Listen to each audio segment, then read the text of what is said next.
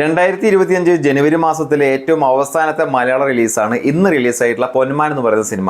ഈ സിനിമക്ക് അത്യാവശ്യം തരക്കേടില്ലാത്ത ഒരു റിവ്യൂസും കാര്യങ്ങളും പോസിറ്റീവ് റിവ്യൂസും ആയിട്ട് വന്നു കഴിഞ്ഞാൽ ഈ സിനിമ ഈ മാസത്തെ ഏറ്റവും വലിയ വിജയങ്ങളിൽ ഒന്നായിട്ട് മാറാൻ ചാൻസ് ഏറെയാണ്. അതിന് പ്രധാനപ്പെട്ട കാരണമായിട്ട് ആദ്യം പറയാനുള്ളത് സിനിമയിലെ നായകനായിട്ടുള്ള ബേസിൽ ജോസഫിന്റെ പേര് തന്നെയാണ്. അദ്ദേഹത്തിനെ ഇപ്പോൾ എല്ലാവർക്കും അറിയാം, മിനിമം ഗ്യാരണ്ടി പ്രൊവൈഡ് ചെയ്യുന്ന ഒരു നടനായിട്ട് മാറി കഴിഞ്ഞു നമ്മുടെ ഈ ഒരു ബേസിൽ ജോസഫ് എന്ന് പറയുന്ന നടൻ. അദ്ദേഹത്തിന്റെ സിനിമകൾക്ക് ചെറിയ രീതിയിൽ പോസിറ്റീവ് റിവ്യൂസ് വന്നാൽ പോലും വലിയ രീതിയിൽ കുടുംബ പ്രേക്ഷകർ തിയേറ്ററിലേക്ക് വരുന്നുണ്ട്. അതുകൊണ്ട് തന്നെ ജനപ്രിയ നായകൻ എന്നുള്ള പട്ടം പലരും ഇപ്പോൾ തന്നെ ചാർത്തി കൊടുത്തിട്ടുണ്ട്.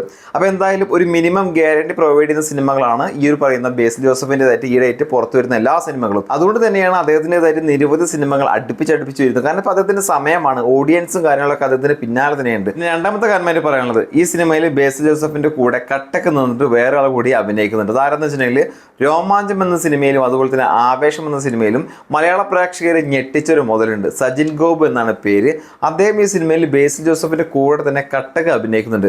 ആ റോള് ഈ പറഞ്ഞ പോലെ രോമാഞ്ചം ആവേശം പോലത്തെ ഒരു റോളാണെങ്കിൽ തീർച്ചയായിട്ടും വലിയ വിജയമാവാനുള്ള പ്രധാന കാരണങ്ങൾ ഈ ഒരു പേരും ഉൾപ്പെടുമെന്നുള്ള കാര്യം തീർച്ചയാണ്. പിന്നെ മൂന്നാമത്തെ കാരണം സിനിമയുടെ സംവിധായകൻ ജ്യോതി ശങ്കറാണ്. ഈ ജ്യോതി ശങ്കർ എന്ന് പറയുന്ന ആൾ നിരവധി ഹിറ്റ് സിനിമകളുടെ ഭാഗമാവാൻ കഴിഞ്ഞിട്ടുള്ള ഒരാളാണ്.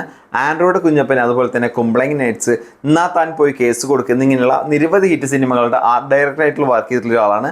അതുകൊണ്ട് തന്നെ ഈ സിനിമയ്ക്ക് വലിയ രീതിയിൽ ഹോപ്പ് അല്ലെങ്കിൽ ഒരു വിജയസാധ്യത കണക്കാക്കാൻ വലിയ ഹിറ്റ് സിനിമകളുടെ ഭാഗമാവാൻ കഴിഞ്ഞിട്ടുള്ള അയാളുടെ പേര് തന്നെ നമുക്ക് ധാരാളമാണ്. പിന്നെ നാലാമത്തെ കാരണമായിട്ട് പറയാനുള്ളത് സിനിമയുടേതായിട്ട് ഇറങ്ങിയ ടീസർ, ട്രെയിലർ. ഈ രണ്ട് കാര്യങ്ങളും ലക്ഷക്കണക്കിന് ആളുകളാണ് സോഷ്യൽ മീഡിയ വഴി ഈ പറയുന്ന ടീസറും ട്രെയിലറും കണ്ടത്. അതുകൊണ്ട് തന്നെ ഈ രണ്ട് കാര്യങ്ങളും കണ്ട ആളുകൾക്ക് സിനിമ കാണാൻ ഒരു ആഗ്രഹമൊക്കെ ഉണ്ടാവുന്ന തരത്തിലുള്ള ട്രെയിലറും ടീസറാണ് പുറത്തുവിട്ടത്.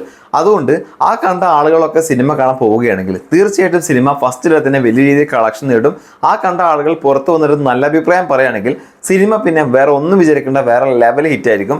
അപ്പോൾ എന്തായാലും ഈ പറയുന്ന ഈ ഒരു കൊച്ചു സിനിമ വലിയ വിജയമാവാനുള്ള എല്ലാ സാധ്യതയുണ്ട്. കാരണം ട്രെയിലർ കണ്ട ആളുകൾക്കറിയാം, ഒരു പുതുമയും കാര്യങ്ങളും നമുക്ക് അനുഭവപ്പെടാനുള്ള ചാൻസ് ഉണ്ട്. ഈ ഒരു സിനിമ ഫീൽഡ് എന്ന് പറയുന്നത് പുതുമ എത്രത്തോളം ഉണ്ടോ അവിടെ വലുപ്പവും ചെറുപ്പമൊന്നുമില്ല.